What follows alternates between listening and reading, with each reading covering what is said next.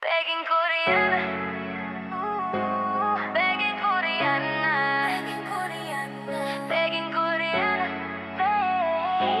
Welcome po sa channel ko. So, ayun, nandito na naman tayo sa kabilang sentro para mag-abot ng konting tulong. At yun na nga, puntahan natin kasi nga, syempre, nandito naman tayo para tumulong. So, yun, samahan niyo ko. Kinabahan na naman ang babae. So, let's go. May dala tayong grocery kasi marami nga tayong grocery kanina para in case may nangangailangan pa ng tulong, mas mabigyan din natin. So, ayan, let's go. Pasok na tayo. Katulak po si ate. So, umupo tayo dito, pwede ba? Magandang hapon po. So, Pwede ba? hindi pala makakarinig masyado si ate. So, kailangan ko lakasan ng boses. So, kumusta po kayo? Okay ra. So, yung iba na. Bakit kayo iniwan? Oh my God, iniwan si ate ng asawa. At ba kasi nang iiwan kayo? Yung, ay sabi mo, hindi ko pukat. Mamamarites na lang kami ngayon, bakit siya iniwan siya dito? Salita na po kayo. 44. So, ano yung hanap buhay mo dito, te? Ano lang, mamangko, kaya magpalit o saging. Balon man si among kots. Wala nang gamot po ko nga. Wala na mo iba na. Sa nakabulan ingat. Ano ba, nagkabulag. Magdagmag sa among anak. Una na. Iislam na, kanay. Diyan na dyan ka. Ika Tingkang ko nga. Mabuhi na ako. Pagkaanak. Ngayon ako sa Ginoo nga. Tabangan ko na itaw. Tabang ako Wala ko kabalungan. Giyatag ni Coach Lalay. Kamo. Wala pa ko nag-expect na. Kaya kamo. Mari mo sa akong balay. So, 1 month pa lang kayo nagulan ng asawa mo. So, ang hanap buhay mo ngayon is yung magbabalat ng saging. Sa isang araw, ilan yung makikita mo dun? Depende na sa kita. Usahay, nay. Nay, 7. Takin si man ang isa. Amo po nang i-add. 7 pa. Oh my God. Kuan. Yung sa bukag, Bukag. hirap nun. Kasi sa isang bukag na medyo malaki yun, 15 pesos lang. Sa isang araw, 7 na bukag lang yung makukuha. 15 times 7. 15 times 7. Ilan ba? Bobo ako eh. So parang, 105? Ay, ambot. o yun. Basta kayo na magkwenta kung ilan yun. Basta sa sobrang panty lang yun. Naman diri ma'am na ako picture sa So, sa bukag. ano ba yung tama lang ba yun para pangkain yung araw-araw, kulang pa? Ano ba? Kulang pa. Kahit ka mga anak. Ilang taon ba yung panganay mo? Nag-18 na. 18, nasaan ba siya ngayon? Ito naman ko. Hindi, lalaki siya? Babae. Hindi ba siya nag-aaral? Mag-aral college. Pero wala mo ko once ay pag-college. Anak niya manalbaho na lang ko. Mag-ulting student ko. Para uman ko pag-eskwela. Para makatabang ko sa manghod. Anak siya. Ito hapon. Ma'am. Natouch siya kasi sinabi. Padayon doon niya yung ating eskwela. So, Manalbaho na lang daw siya. Gusto ka contraction. Para mahuman lang daw yung 2 kamanghod. O yung ating. So, yung pangalawa lalaki. Gusto siya magtrabaho ganin ko sa contraction. Para makapag-aral. Makatabang lang daw siya sa mukha. Sobrang nakaka-relate ako sa sinabi ni ate. Na mas pinili yung magtrabaho para makapag-aral yung mga kapatid niya. Sobrang nakaka-relate ako dun. Oh my God. So, nasaan yung dalawang magkakapatid na nagtatrabaho sila ngayon? Ano lang siya, nandito sa barkada, tabang ko suhulan siya, yung ate po, nagpaksit. Saging. Oo. Mapas ka ko ganit dito, yung sikot, nga naaday ka siya, mo, abot, yan lang sa dito, Ang mangod po, Isahulan po siya. Madala na po to siya. Isa ka kilo ang mga bugas. 1 kilo lang. Kuan. Sa isang araw niyo yan. Sa 1 kilo o Dili, hindi? magkuha man po siya. Magkuha siya kung iyahang sa rin bugas. Depende rin. Pwede magsiid dito sa amo. Ganyan sa ang paksit ba? Na, bugas, 3 ka kilo. Ano lang. Say, sikot, tabang po. Mga bugas. Wasis. Lupait kayo kung mamoy. Yan talaga ang buhay. Isa na kung kabulan akong banang, uy, padala. Sige, nag-chat akong anak na. Ang mo supportan rin pa. Di na mo ba si mama katungod yung batasan. Bakit ba kayo nag-iwalay ng asawa mo? Wala, skandalus. Mamoy. Yun lang mahirap. Inik magabi lang mama. Alas 12, alauna, magmaoy, magmatay ang masili, may salvo sa masilingan na matulog. Lasinggero pala yun? Nakabipon, ma'am. Lasinggero ba Sa yun? Macau po, mahubog, ma'am ba, barkada. Okay. Nagnona, nabay, talentin na, nung pag-eskwela sa mga anak, may salvo sa masilingan na matulog. Maoy man siya. Sa bahay, ito yung bahay niyo. Bahay sa akong ginikanan, wala naman ko'y mama o papa. Wala po ko'y mga ako na lang. Nag-iisip na lang ko nila ko sa mga pasyonary na. Sila ang akong pamilya. Buti naman kasi nandun sila, kagawad sila Ate Lem na nandito para sa kanila. Pero nangailangan talaga sila ng tulong. May bigas ba kayo ngayon? Kuha pa ko bugas dito sa among gamuhan. Magkuha pa kayo ng bigas. Doon sa, Yung pagkuhan. doon sa pinuntahan mo kanina. So, mga ilang kilo yung makuha mo doon? Kapwa may upat sa kilo. Kaya naman pondo na dito. Bali, 40 na ang among pondo dito. Bali, bugas lang ang among kuha. Wala'y kwarta. Bigas lang. Para talaga may may masahin kayo. Sobrang hirap talaga. Parang nakaka-relate talaga ako sa sinabi ni ni ate na mas piliin yung magtrabaho kaysa mag-aral muna kasi inisip niya yung mga kapatid niya. Sobrang natouch ako doon.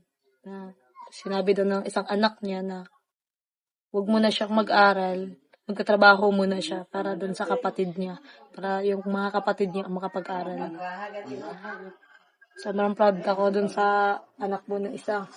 Kaya, sobrang proud ako doon kasi yun ang naisip niya na mas pinili niyang magtrabaho para makapag-aral yung kapatid niya.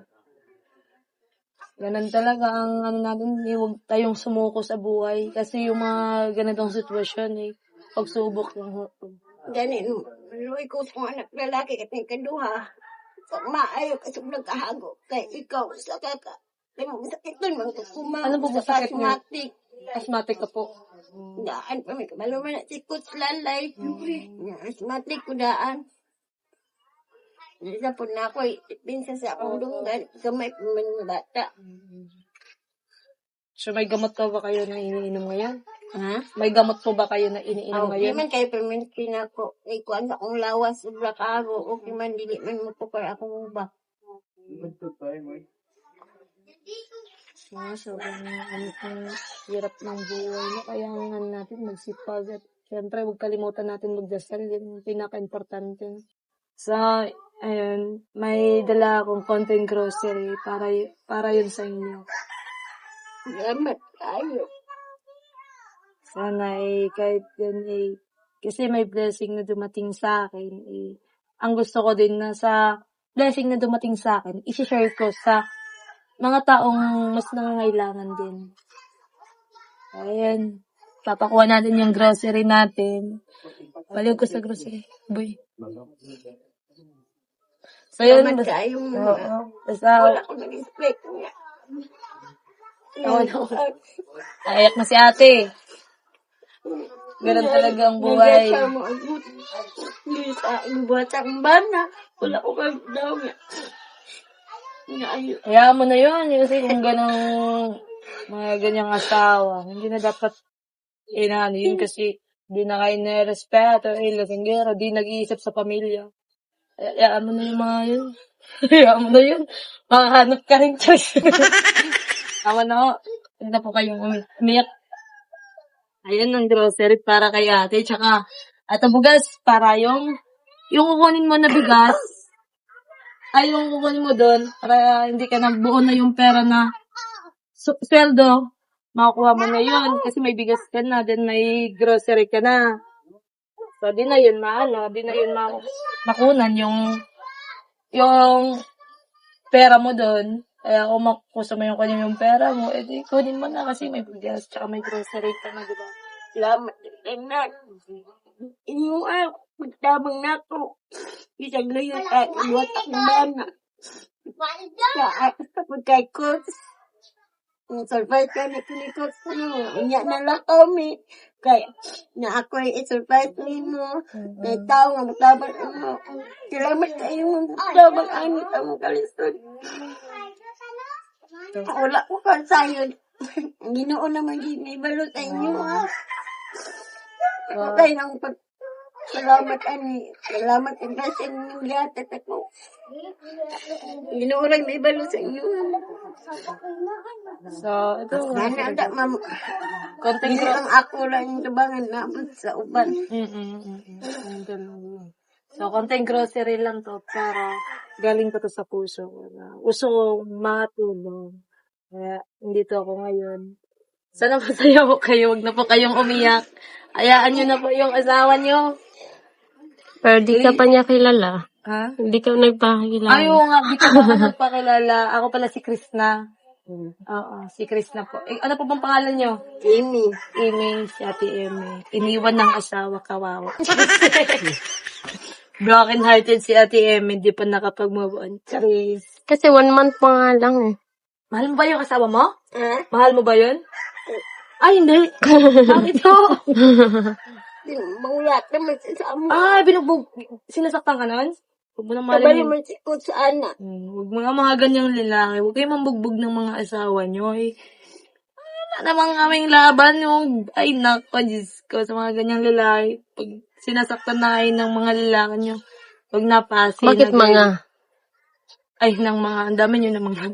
Hindi, pag Sinaktan kasi ang dami. Okay. Hindi, pinapatawa pa lang po namin. Huwag na kayong malungkot, Kasi, kung isipin yung ano, then, sana makabalik ako dito soon at ma-meet ko yung dalawa mong anak. Sana ma-meet ko yun. Yung isang gustong mag-aral din. At yung lalaki. Lagi ko kagad ng eskwela pero yung niya, unahon daw niya yung ate. Para siya daw man. Bala daw, ano daw siya. Lagay na ay, kanang Mas piliin niya magtrabaho kaysa mag-aral. 16 pa man siya ma'am. Gusto na ako ba? Eskwela siya. Kung saan may magasto ma. Kaya ako na lang ni mama. Basta Hirapan sila kasi nga si ate na lang. Tapos lahat ng anak niya. 4 ba yung anak mo? 4. Nag-aaral na lahat. Mag-aaral na first year college. Gusto doon yung eskwela kong tuiga. Na grade 12. Gusto nta. Pero di na lang. Hirap.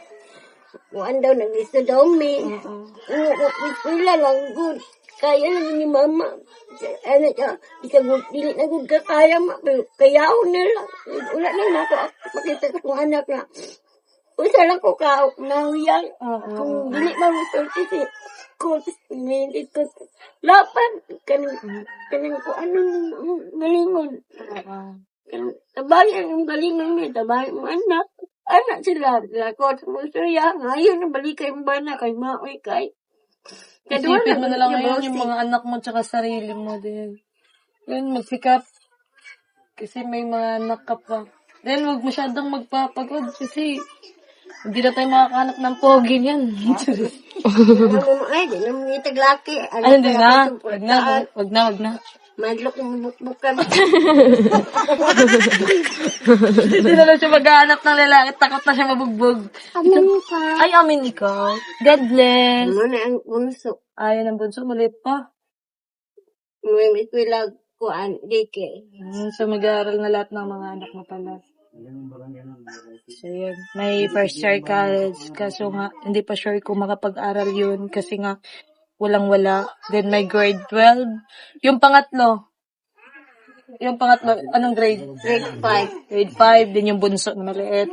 Kuan na siya, mag-this year. Oo, so yun, nag-aaral lahat. Kaso nga, mahirap ang buhay. Parang hindi pa daw sure na makapag-aral. So, yun nga.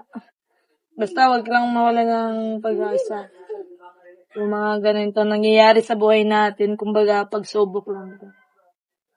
Kasi, hindi naman tayo bibigyan ni Lord ng pagsubok kung hindi natin kaya, diba? Ay, gani. Ma'am, nga, ulo na ako mag-ikog. Oy, wag ganun. Wag ganun. Naisipan na daw ni ate na mag-ano siya, mag-suicide. Kaya na ni mami. Kaya mo yan. Alam ko kaya mo. Kaya wag mong tanggalin mo yan sa utak mo yung mag-suicide. Eh, pag ginawa mo yun, kawawa yung mga anak mo.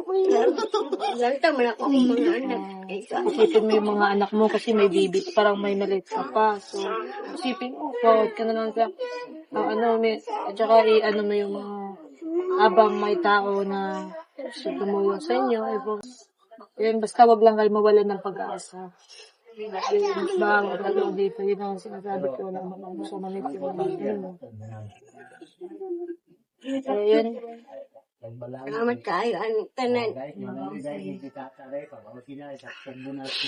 Masaya po ba kayo? Masaya? Smile natin. Kita nga ng ngiti. Ayan. Masaya si ate. So, may mga andito, gatas, buti na lang nakabili tayo ng mga biscuit kasi nga may anak pa siya na maliit. So, yun ang gusto nila. Happy ka po. Salamat kayo, yung tanan. Hello. Nagtabang magkalikod. Kami ay ate. Ayan. Saka bigyan din natin ng konting si ate para may mga gamit siya dito in case may gusto siyang bilhin. Pero, eto, konti lang po ito. Pero galing po ito sa puso. Salamat kayo.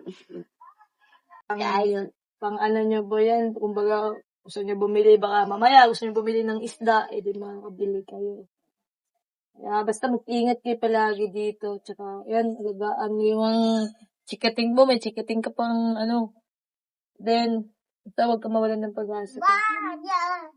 Salamat kayo, mga. Kailangan ganyan talaga ang buhay, dumadaan tayo ng pagsubok. Pero hindi tayo dapat mawalan ng pag-asa. Kasi nga, yan na nga ang sinabi ko, walang ibibigay ang Panginoon pagsubok na hindi natin kaya.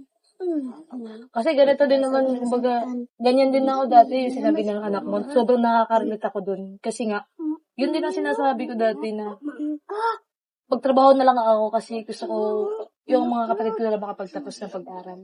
Kasi sobrang hirap din ang buhay namin. Sobrang hirap din ang buhay namin.